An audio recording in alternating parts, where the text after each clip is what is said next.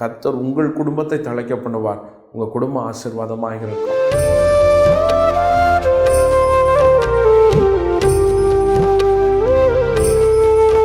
Praise the Lord. கர்த்தருக்குள் அன்பானவர்களே, உங்களை வாழ்த்துகிறேன்.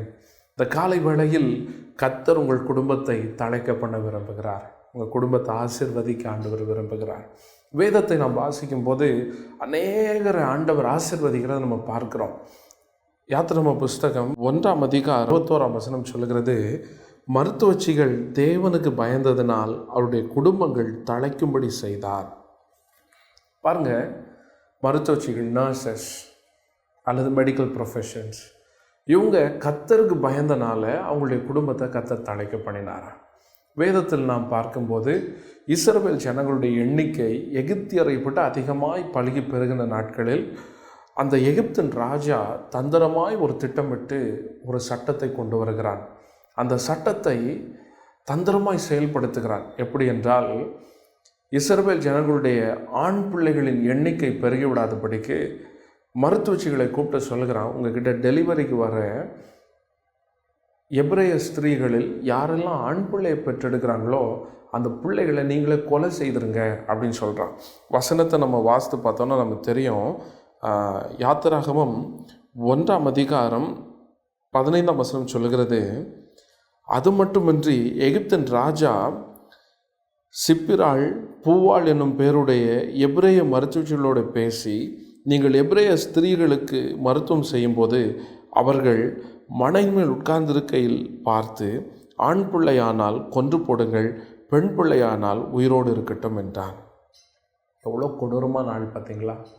அவன் அவங்க ஜனங்கள் இருக்கிறவங்களே கூப்பிட்டு சொல்கிறான், நீங்கள் எனக்கு இந்த ஃபேவர் பண்ணுங்கள், இவங்க பெருகிடாதபடிக்கு ஆண் பிள்ளைனா கொன்றுங்க, பெண் பிள்ளைனா விட்டுருங்க அப்படின்னு சொல்லி. அப்போ பாருங்கள், இந்த பிள்ளைகள் என்ன செய்கிறாங்கன்னா, இந்த மெடிக்கல் ப்ரொஃபஷன்ஸ் இவங்க என்ன செய்கிறாங்கன்னா, நாங்கள் இந்த ராஜாவுக்கு பயப்படுறதை பார்க்கலும் தேவனுக்கு பயப்பட வேண்டும். இந்த பூமியில் ஒரு உயிரை ஏற்படுத்துறதுக்கு கர்த்தர் தான். அதை எடுக்கிறதுக்கு யாருக்கும் அதிகாரம் கிடையாது. அவர் தான் எடுக்கணும். நாங்கள் போய் அதை செய்திடக்கூடாதுன்னு கர்த்தருக்கு பயப்படுறாங்க. அவங்க கர்த்தருக்கு பயந்ததுனால ராஜா சொன்ன வார்த்தைக்கு கீழ்ப்படியல, ரெஃப்யூஸ் பண்ணிட்டாங்க. அவங்க அப்படி செய்தனாலேயே கர்த்தர் என்ன செய்தார்னா அவருடைய குடும்பத்தை தழைக்கும்படி செய்தார். அப்போ இந்த வேத பகுதியில் நம்ம ஒரு காரியத்தை பார்க்குறோம். மனுஷனுக்கு பயப்படுவதை பார்க்கலும், அதிகாரங்களுக்கு பயப்படுவதை பார்க்கலும் தேவனுக்கு பயப்படுவது ரொம்ப ரொம்ப அவசியம் அப்படின்னு சொல்லி. அப்போ கர்த்தருக்கு பயப்படும் பொழுது சங்கீதம் 128 சொல்லுகிறது, கர்த்தருக்கு பயந்து அவர் வழிகளில் நடக்கிறவனவனோ அவன் பாக்கியவான் என்று சொல்லி. அப்போ அவன் குடும்பத்துக்கு தான் ஆண்டவர் ஆசீர்வாதத்தை கொடுக்குறாரு. உன் பிள்ளைகளையும் பிள்ளைகளையும் காண்பாய் அப்படின்னு சொல்லி. அப்போ இன்னைக்கு இந்த வார்த்தை கேட்குறவங்களுக்கு நான் சொல்லுகிறேன், இன்றைக்கி நீங்கள் எதெல்லாம் செய்ய போகிறீங்களோ எல்லாத்துலேயும் தீர்மானமாக இருங்க.